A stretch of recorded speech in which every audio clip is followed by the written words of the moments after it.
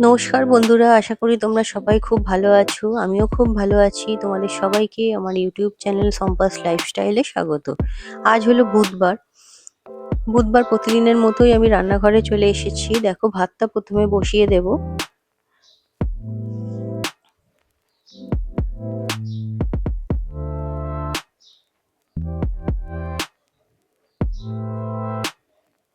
চালটা ভালো করে ধুয়ে নিয়ে আমি হাঁড়িটা গ্যাসে বসিয়ে দিলাম। তো দেখো, আজকে রান্না হবে কাঁকরোলগুলো গোল গোল করে কেটে রেখেছি, এগুলো ভাজবো। আর আলু, পটল, বরবটি কেটে রেখেছি, যেগুলো দিয়ে মাছের একটা ঝোল করব পেঁয়াজ দিয়ে। আর দেখো, কাঁকরোলগুলো বেশ বড় বড়, তো এগুলো গোল করে কেটেছি, দেখতেও বেশ ভালো লাগছে। এগুলো ভাজা হবে। এখানে মাছও আমি কাল ধুয়ে রেখেছি সব। আর এখানে কিছু সবজি কেটে রেখেছি, এটা দিয়ে একটু ভেজিটেবল চাউমিন বানাবো। মেয়ে আর আমার হাজব্যান্ড দুজনে টিফিন নিয়ে যাবে। তো পেঁয়াজও আমি ছাড়িয়ে রেখেছি। তো প্রথমে কড়াইতে তেল গরম করে মাছের ঝোলটা করে নেব। তো মাছগুলো দেখো প্রথমে ভেজে নিচ্ছি আমি আস্তে আস্তে।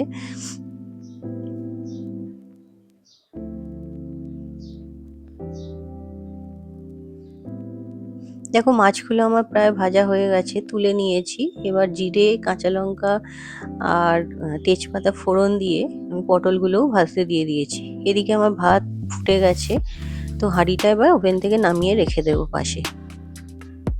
তো ওইখানেই আমি কড়া বসিয়ে নিয়ে তেল গরম করে নিয়েছি। এইদিকে আমি কাঁকরোলগুলো ভেজে নেব আস্তে আস্তে।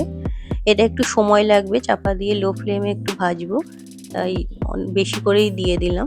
আর দেখো, এখানে মিক্সির বাটিতে আমি আদা, জিরে, কাঁচা লঙ্কা নিয়ে নিয়েছি মাছের ঝোলের জন্য, এটা বাটবো। আর পেঁয়াজও কুচিয়ে নিয়েছি মাছের ঝোলে আর চাউমিনে দেওয়ার জন্য। তো চলো, বাটনাটা আগে বেটে নিই।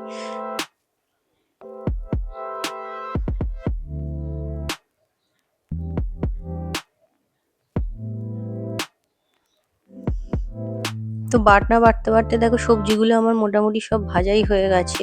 পটল, আলু, বরবটি দিয়ে দিয়েছিলাম ভাজতে, ভাজা হয়ে গেছে। এবার পেঁয়াজটা দিয়ে দিলাম, পেঁয়াজটা দিয়ে সামান্য একটু ভেজে নেব, তারপর বাটা মশলাটা এর মধ্যে দেব।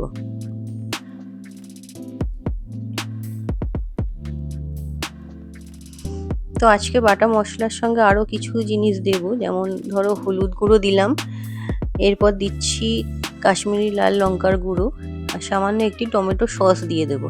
আজকে মাছের ঝোলটা একটু আলাদা রকম ভাবে রান্না করব। রোজই সেই একই রকম ভাবে খেতে ভালো লাগছে না, তো আজকে ভাবলাম একটু আলাদাভাবেই রান্না করি। তো ভালো করে মশলাটা আগে কষিয়ে নিয়ে তারপরে এই দেখো জল দিয়ে দিচ্ছি।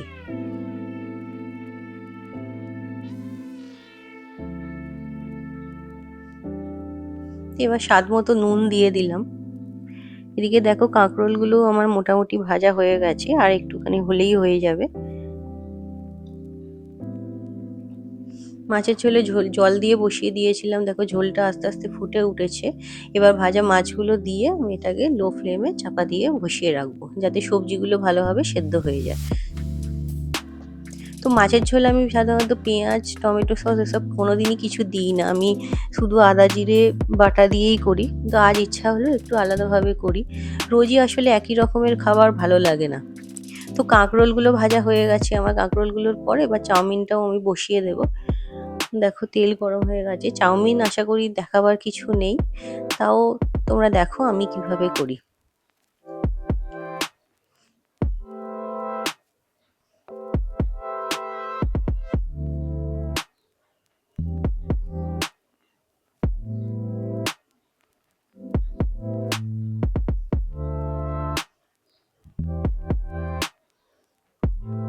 ডিম বা চিকেন কোনো কিছুই যেহেতু দিচ্ছি না, তাই আমি একটু আলু সরু সরু করে কেটে নিয়েছি, যাতে খেতে একটু ভালো হয়।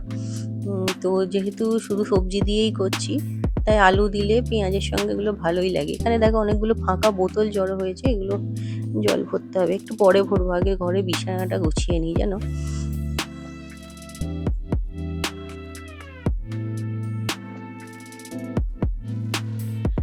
ঘরে বিছানা ঠিকঠাক গোছানো থাকলে ঘরে ঢুকে যেন মনটা ভালো লাগে না, তাই সবসময় চেষ্টা করি সকালের দিকেই করে নিই। আর আজকে এখনো টাইম পাইনি, যাই হোক রান্নাটা বসিয়ে এসে বিছানাটা পরিষ্কার করে নিচ্ছি।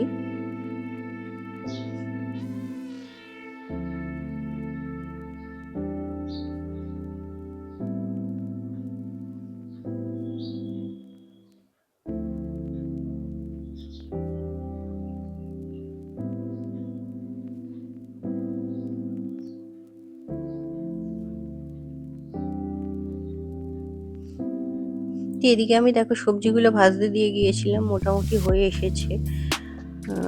আর একটু টাইম লাগবে গাজরটা আলুটা সেদ্ধ হতে। সেটা যাই হোক, এই চাউমিনগুলো দিয়ে দিলাম আমি, এর সঙ্গেই আস্তে আস্তে হতে থাকবে। এটা লো ফ্লেমে যেহেতু রান্না করব, তো অসুবিধা হবে না, আস্তে আস্তে ওগুলো সেদ্ধ হয়ে যাবে। তো এর মধ্যে আমি সামান্য নুন দিয়ে দিচ্ছি। চাউমিনটা যখন সেদ্ধ করেছিলাম তখনও একটু নুন দিয়ে সেদ্ধ করেছিলাম, কিন্তু যেহেতু জলটা বেরিয়ে গেছে তাই সামান্য আরেকটু নুন দিয়ে দিলাম। আর উপর দিয়ে গোলমরিচ গুঁড়ো, সয়া সস, টমেটো সস সব কিছু দিয়ে দিলাম। দিয়ে এবার ভালো করে এটা মিক্স করে নেব এবং লো ফ্লেমে এটা বেশ কিছুক্ষণ রাখবো, তাহলে খেতে ভালো লাগে এটা। দেখো এটা ভালোভাবে মিশিয়ে নিচ্ছি, মিশিয়ে নিয়ে এটা আমি কড়াটা বসিয়ে রাখবো।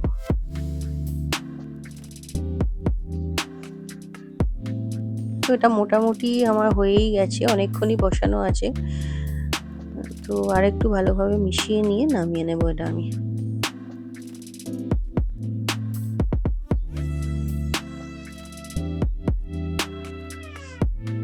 তো দেখো কড়াই থেকে আমি ডাইরেক্ট টিফিন বক্সেই দিয়ে দিচ্ছি।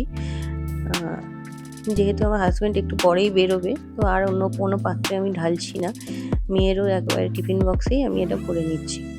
এদিকে দেখো মাছের ঝোলটা বসানো ছিল, এটাও মোটামুটি হয়ে এসছে, এবার নামিয়ে নেব। তো রান্না কমপ্লিট হয়ে যাওয়ার পর যা যা ফ্রিজ থেকে বের করা হয় সব বাইরেই যেহেতু পড়ে থাকে, সেগুলো আগে গুছিয়ে নিয়ে তারপরে স্ল্যাবটা পরিষ্কার করে নিই আমি। গ্যাস ওভেনটাও তার সঙ্গে চিমনিটা সমস্ত কিছুই আমি পরিষ্কার করে নিই। তো সেগুলোই ভালোভাবে মুছে নিচ্ছি এখন। এটা প্রত্যেক দিনই আমি করে নিই, তাতে নোংরাটা কম হয়। তারপরে বাসনগুলো আমি মেজে নিই। তেল মশলা যেহেতু প্রত্যেকদিন রান্না হয়, তাই চিমনি বা এই টাইলসগুলো না মুছলে প্রচুর তেল চিটচিটে হয়ে যায়। তাই আমি চেষ্টা করি প্রত্যেক দিনই এই কাজটা করে নেওয়ার। প্রত্যেক দিন একটু মুছে নিলে সেগুলো আর তেল চিটচিটে হয় না।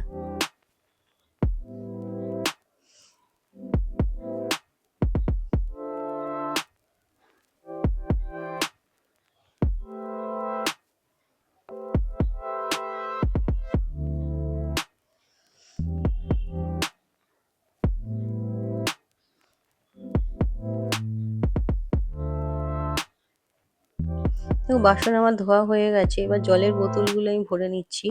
এখানে আমাদের মিউনিসিপ্যালিটির জল যেহেতু আসে, এটা একটা ডাইরেক্ট কল এখানে করা আছে, যেগুলো খাবার জলের জন্য ব্যবহার করা হয় যে জলটা। তো এই খাবার জলের বোতলগুলো ভরে নিচ্ছি। এই জলটা ভরা হয়ে গেলে বাকি জলটা আমার রিজার্ভারে জমা হয়, সেই থেকেই আমাদের ট্যাঙ্কে জলটা পাওয়া যায়। তো এটা যেহেতু টাইম কলের জল, তো ওর জন্য সময়েই ভরতে হয়। তো দেখো আজ কী কী রান্না করলাম। ভাত, এখানে সবজি দিয়ে তোমরা আগেই দেখেছিলে মাছের ঝোল বানিয়েছিলাম এই যে। আর এখানে আছে কাঁকরোল ভাজা, বেশ অনেকগুলোই ভাজা হয়েছে। আর এতে ছেলের একটা মাছ ভাজা রাখা আছে, আর ওদিকে টিফিন বক্সে চাউমিনটা রাখা আছে। তো এবার উপরের ঘরে এসে গেছি, বিছানাটা মোটামুটি গুছিয়ে নিয়েছি। তো দেখো বন্ধুরা, এই যে আমার নতুন নাইটিটা কেমন লাগছে একটু বলো তো। তো ঘরের বিছানাটা গুছিয়ে আমি ছাদে চলে এসেছিলাম, যেহেতু সকালবেলা, তো ছাদে এখনো রোদটা পুরোপুরি আসেনি, তাই ভেবেছিলাম ছাদটা একটু ঝাঁট দিয়ে দিই। বেশ কয়েকদিন ধরেই নোংরা হয়ে আছে, কিন্তু এত রোদ বেরোচ্ছে গরমে আর এসে ঝাঁটটা দেওয়া হচ্ছে না। তো আজকে যেহেতু সকালের দিকেই উপরে টাইম একটু হয়েছিল, তাই ভাবলাম গিয়ে পরিষ্কার করে নিই এই সময়, কারণ পরে রোদ উঠে বেশি হয়ে গেলে তখন আর ছাদে এসে ঝাঁট দেওয়া যায় না। কদিন বৃষ্টি হচ্ছিল যেহেতু ছাদটা পরিষ্কারই ছিল, কিন্তু গত 4-5 দিন বৃষ্টিটা যেহেতু বন্ধ আছে, দেখলাম ছাদটা আবার নোংরা হয়েছে। তো সেটাই একটু সামান্য ঝাড় দিয়ে পরিষ্কার করে নিলাম। তো আজকে আরো একটা কাজ নিয়ে বসেছিলাম, দীর্ঘদিন ধরে কাজটা পড়েই ছিল। সেটা হলো চন্দ্রমল্লিকা ফুলের যে গাছগুলো না, সেগুলো থেকে বেশ কয়েকটা দেখলাম চারা বেরিয়েছে। তো সেগুলো রিপোর্ট না করলে গাছটা আর বাড়বে না। তাই দুটো টবে আমি ওই চারাগুলোকে তুলে বসিয়ে দিচ্ছিলাম। দেখো টবে আমি ভালো করে মাটি দিয়ে ওই চন্দ্রমল্লিকা গাছের চারাগুলো বসিয়ে দিচ্ছিলাম। চন্দ্রমল্লিকা গাছ আসলে সারা বছরই বেঁচে থাকে, জানো তো। আর এই যে গাছটা তোমরা দেখছো, এই গাছটা না আমার বৌদি আমাকে দিয়েছিল, এটা অ্যাকচুয়ালি বৌদির গাছ। বৌদি আমাকে দিয়েছিল। এই থেকে আমি আগেও একটা চারা গাছ অন্য টবে বসিয়েছিলাম। তো সেই গাছটা অনেক বড় হয়ে গেছে। ফুল হয় না গ্রীষ্মকাল যেহেতু, কিন্তু গাছগুলো সারা বছর বেঁচে থাকে। তো শীতকালে গিয়ে ফুল হবে। তাই গরমকালে যদি চারাগুলো অনেকগুলো টবে আলাদা আলাদা বসিয়ে দেওয়া যায়, তাহলে শীতকালে আস্তে আস্তে কিন্তু অনেকগুলো গাছ হয়ে যায়। তো সেটাই করছিলাম। আমি আরো দুটো গাছ আলাদা টবে বসিয়ে রেখেছি।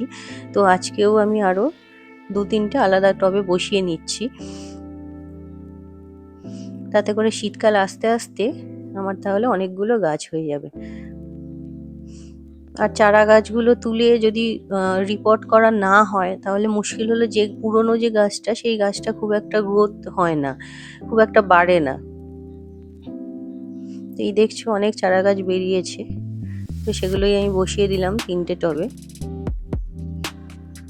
তো বসিয়ে দিয়ে টবগুলো আমি আবার নিজের জায়গায় রেখে দিলাম। এখানটা না এত রোদ এসেছে দেখতে পাচ্ছ, গাছগুলো প্রায় মানে শুকিয়েই যাচ্ছে। তো এই ছোট টবটা ভাবলাম উপরে রাখি, তারপর ভাবলাম না, উপরে রাখলে জল দেওয়ার সময় ভুল হয়ে যেতে পারে, হয়তো জল পড়বে না কোনো সময়। তার থেকে নিচে রাখলে সব গাছগুলোকে জল দিতে দিতে ওটাও ঠিক মনে থাকবে।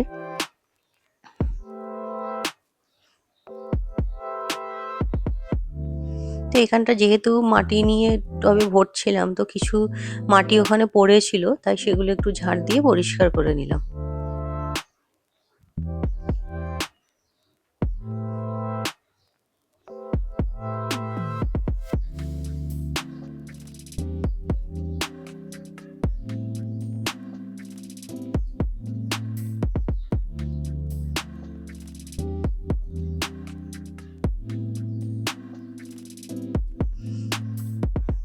এখন হচ্ছে বিকেলবেলা, মেয়েকে স্কুল থেকে নিয়ে আসা হয়ে গেছে, প্রায় 6:45 বাজে। তো একটু ছাদে এসে বসেছিলাম, ছেলেও খেলছিল। আকাশটা দেখো শুধু, কোনো মেঘ নেই, পরিষ্কার আকাশ। বৃষ্টি হওয়ার সম্ভাবনা নেই জানো তো, কিন্তু এত গরম পড়েছে, একটু বৃষ্টি হলে সবাই একটু শান্তি পেত।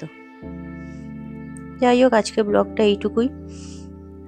তোমরা সবাই ভালো থেকো, সুস্থ থেকো। আর যদি ভালো লেগে থাকে ব্লগটা, অবশ্যই একটা লাইক করে দিও। চ্যানেলটাকেও সাবস্ক্রাইব করে দেওয়ার অনুরোধ রইল। তোমরা যদি এইভাবেই আমার পাশে থাকো, আমি আরো ভিডিও তৈরি করতে উৎসাহিত হব। তো আজ এই পর্যন্তই। সবাই ভালো থেকো, টাটা।